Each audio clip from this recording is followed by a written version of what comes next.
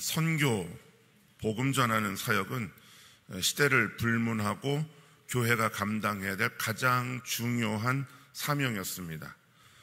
그래서 선교는 교회 부흥의 중요한 기둥이 되기도 합니다.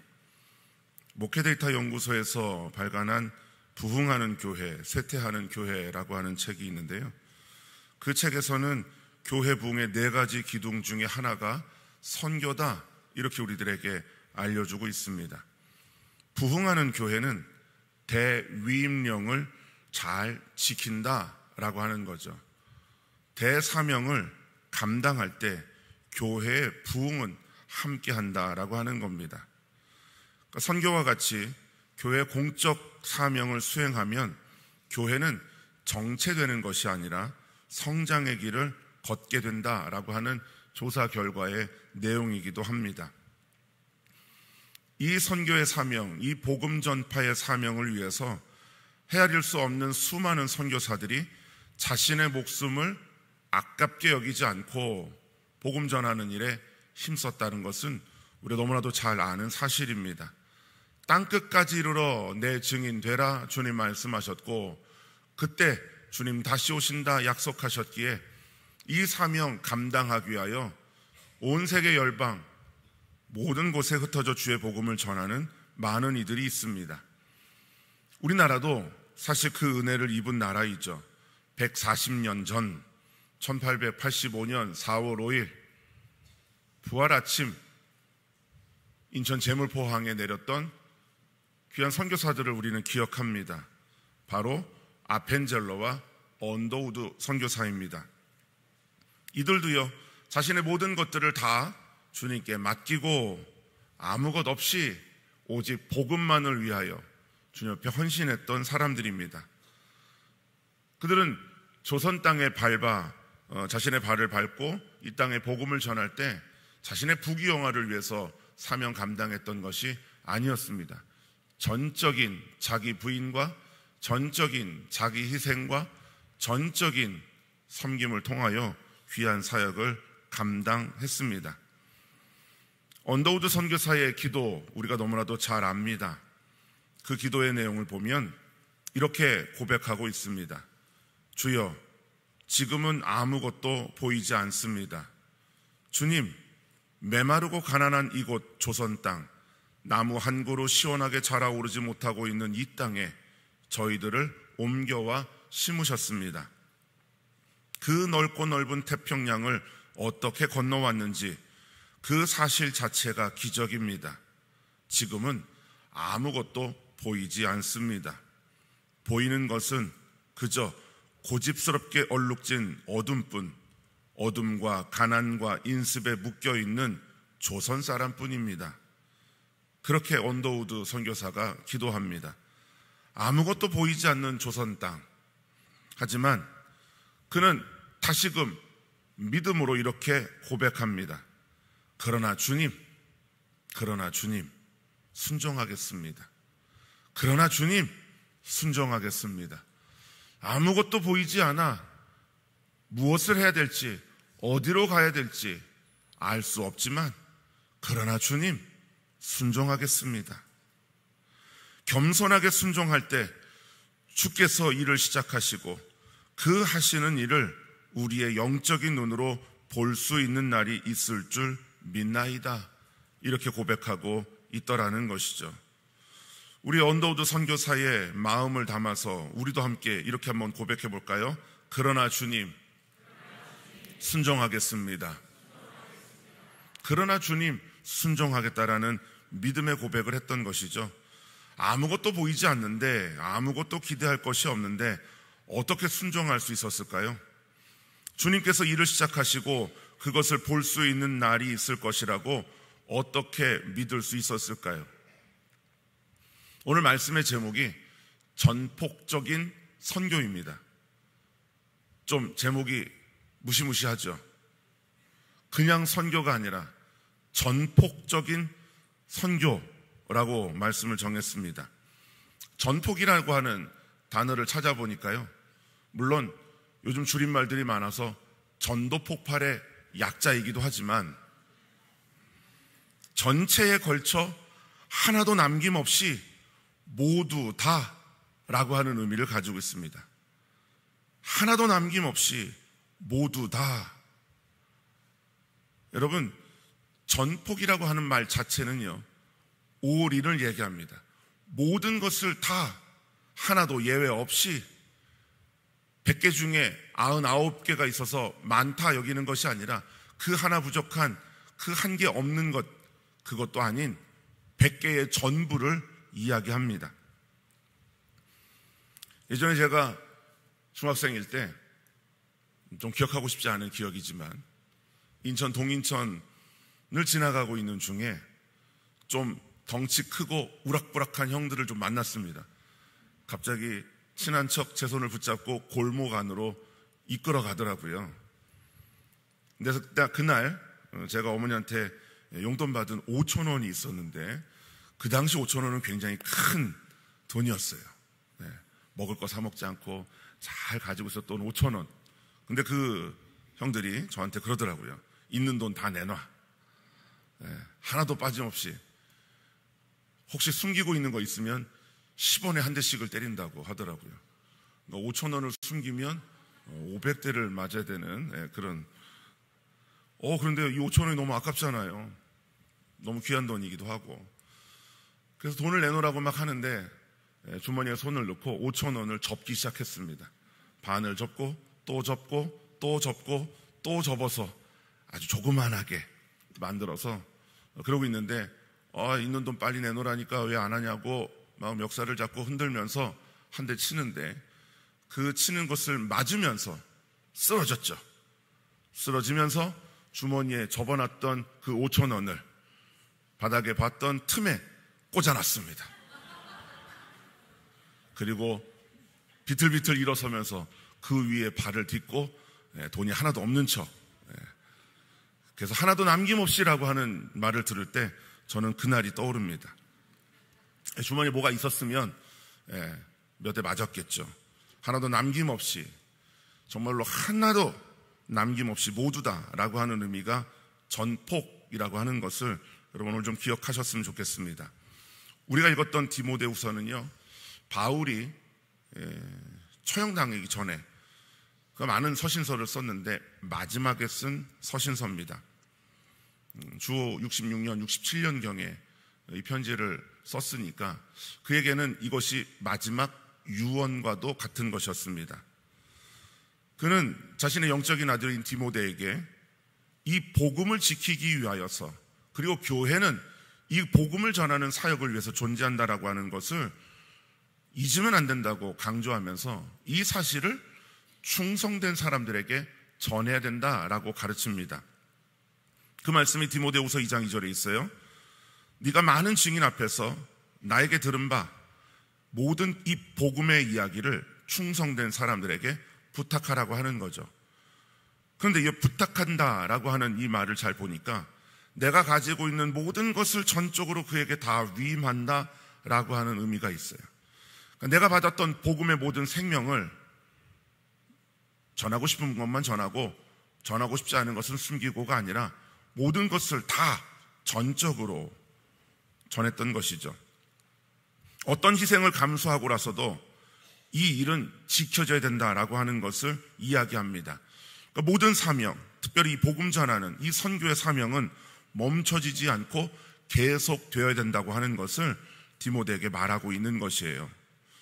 그러면 전폭적인 선교를 위해서 우리가 가져야 될 자세는 무언가라고 하는 거죠.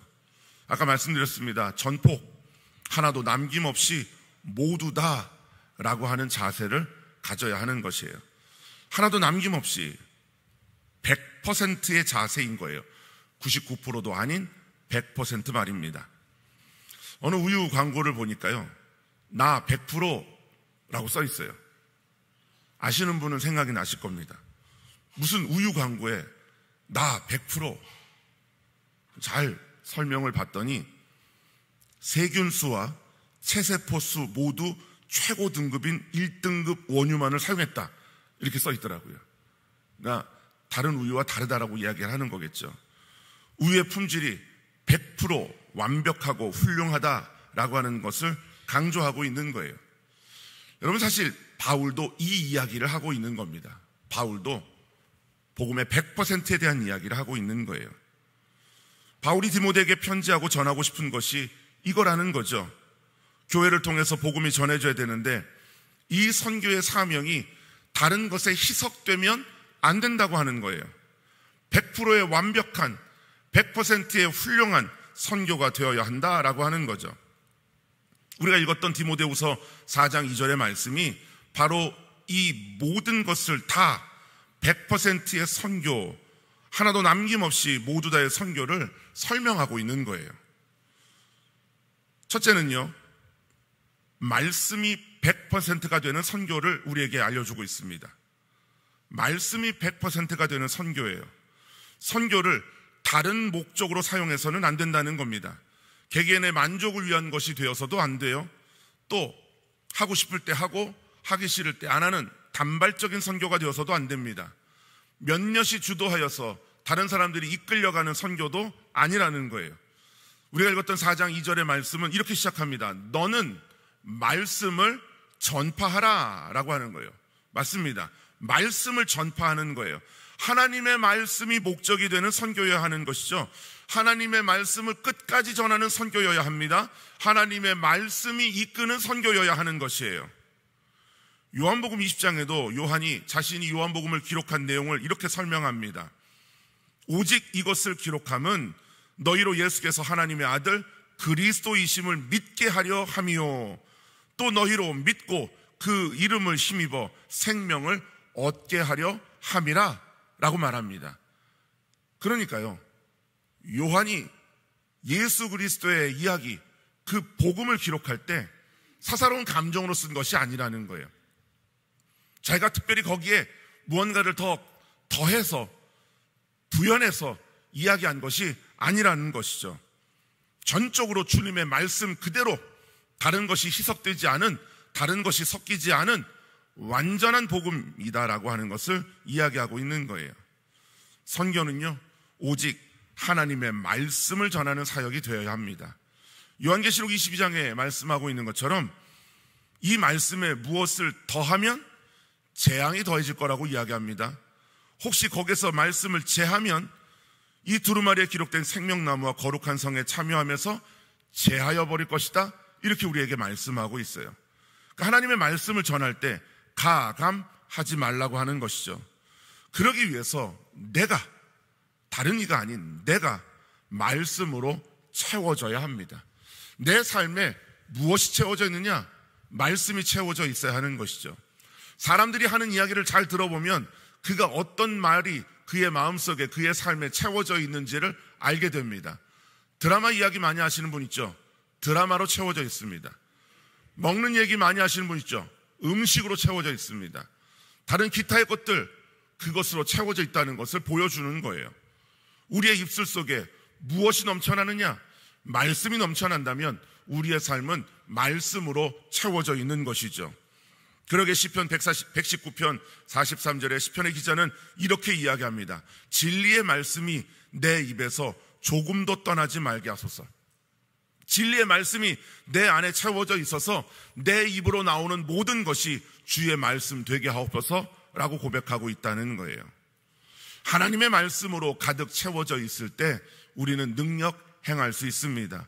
우리가 잘 아는 디모데후서 3장 16절과 17절 그 말씀을 기록하고 있는데요, 우리 크게 화면 보시고 함께 읽겠습니다. 모든 성경은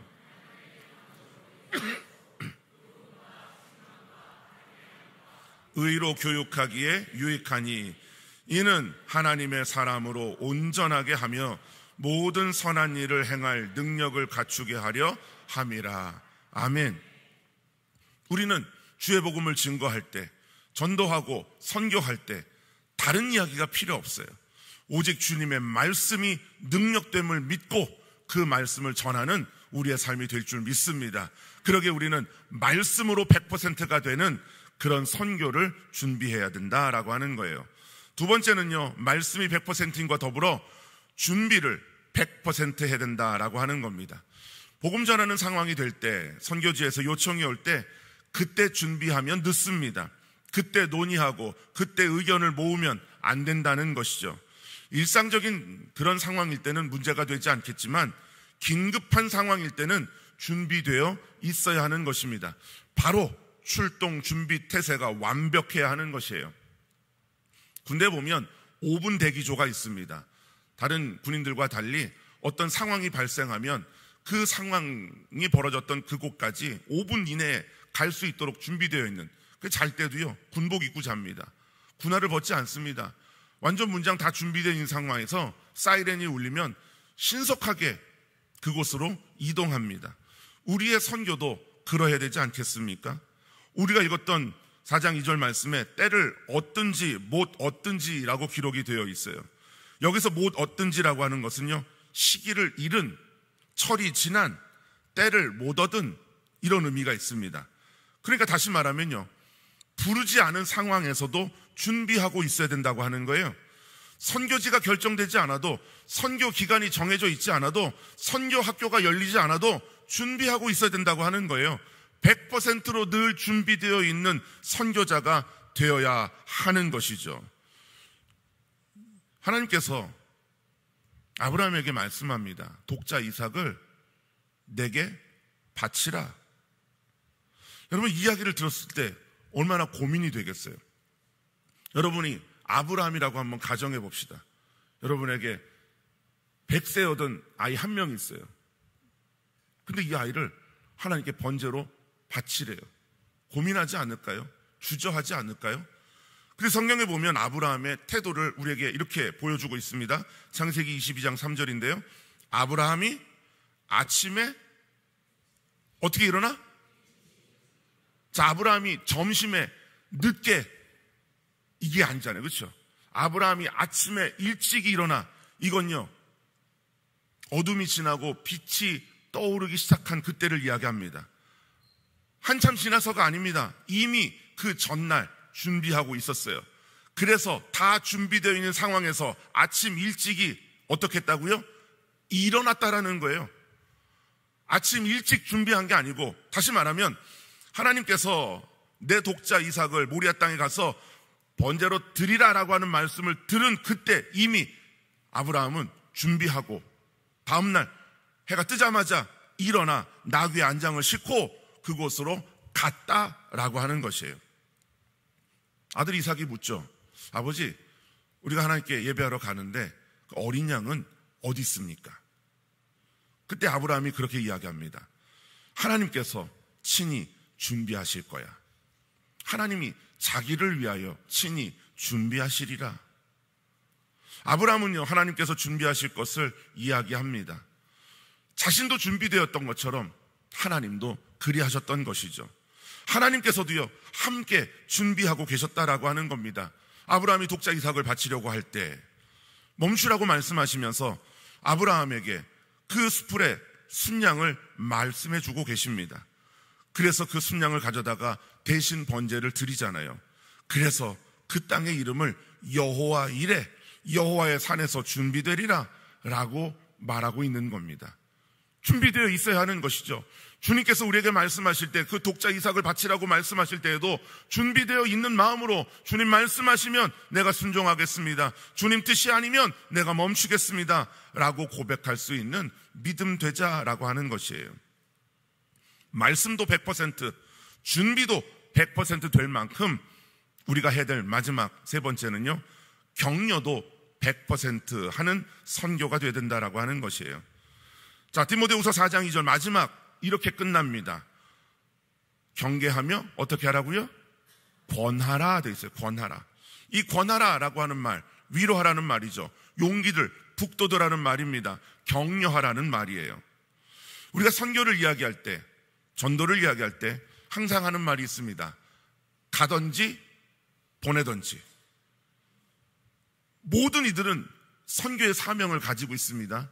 그러기에 여기 있는 모두는 예외 없이 선교해야 합니다. 근데 그 선교를 어떻게 하느냐? 가든지 아니면 보내든지. 프로그램으로 선교하는 것이 아닙니다. 삶으로 선교하는 것이죠. 내가 직접 선교사가 되어 가든지 아니면 보내진 선교사를 돕든지 우리는 항상 선교해야 하는 것입니다. 사도행전 16장에 바울이 환상 중에 마게도냐 사람의 이야기를 듣습니다. 마게도냐로 건너와서 우리를 도우라 라고 이야기합니다. 바울이 그 이야기를 듣고 즉각적으로 반응합니다. 왜?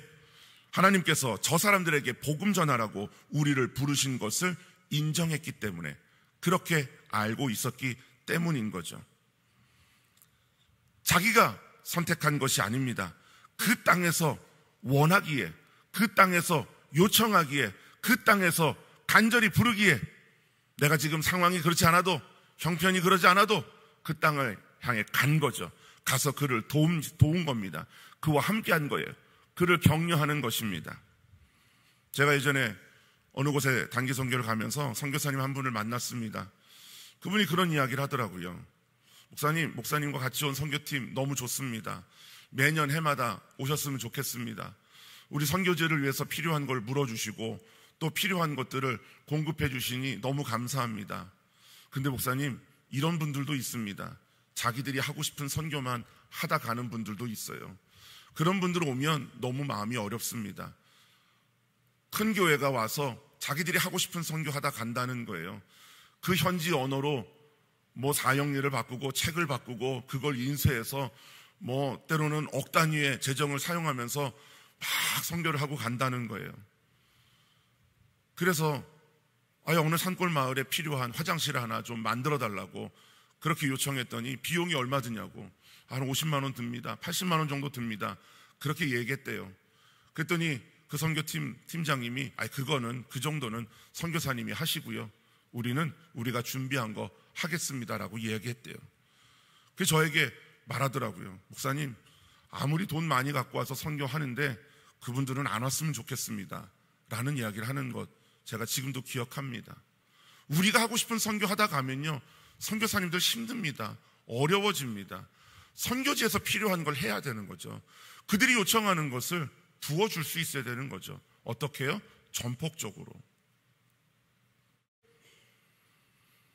1902년 6월 11일 밤 11시경에 군산 앞바다 어총도에서 서북쪽으로 한 4-5km 떨어진 곳에 바다죠, 짙은 안개가 낍니다. 그래서 558톤급 구마가와 마루호 그리고 675톤급 기소가와 마루호가 충돌합니다. 같은 회사의 상선이었어요. 인천에서 내려오는 배, 그리고 목포를 떠나 이 군산 앞을 지나가고 있던 두 배가 짙은 안개 속에 충돌하여 파손됩니다. 근데 이 구마가와 마루호에 아펜젤러 선교사가 타고 있었습니다. 많은 사람들이 충돌 이후에 배에서 탈출을 시도하려고 애씁니다. 그런데 이 아펜젤러는요, 허리까지 잠긴 물속에서 무언가를 잡으려고 애쓰고 있었답니다. 가판 위로 올라가서 자신의 목숨을 구할 수 있는 골든타임을 포기하고서 말이죠, 자신의 안전은 아랑곳하지 않고 정신여학교 여학생을 살리기 위해서 그를 붙잡아내고 자신은 물속에 잠기게 됩니다. 그때 나이가 44살이었습니다. 저 사진은 아펜젤러가 2차 안식년 때 가족들과 찍은 사진인데요, 딸이 아파서 아내와 자녀들은 남겨두고 아펜젤러 선교사 혼자 다시 한국으로 돌아온 후에 1년 뒤에 그는 이 땅에서 생을 마감하게 됩니다. 자신을 위한 선교가 아니었습니다. 이 땅, 이 백성, 그 한 사람을 살리기 위해서 자신의 모든 것을 내어 줬던 것이죠. 여러분, 우리는 이런 선교해야 되지 않을까요? 에밀 브루너라고 하는 신학자가 이렇게 이야기합니다. 불은 불탈 때 그 불타는 것으로 존재하는 것처럼 교회는 선교로 인해서 존재한다라고 하는 거예요. 불의 본질적인 속성이 타는 것이잖아요. 교회의 본질적인 존재 이유도 선교에 있다라고 하는 것을 강조하고 있는 말입니다. 우리의 선교는 선택사항이 아닌 것입니다. 근본적인 조건인 것이고 교회의 핵심적인 사명인 것이에요.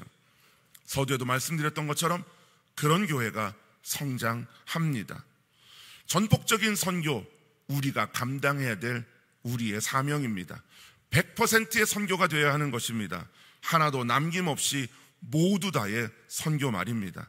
하나님의 말씀만 전하는 말씀 100%의 선교합시다. 언제든지 준비 완료되었다고 하는 준비 100%의 선교합시다. 선교사를 세우는 격려 100%의 선교합시다.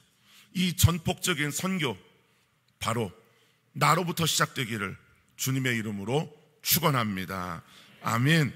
이 시간 우리 함께 찬양하면서 함께 기도하도록 하겠습니다.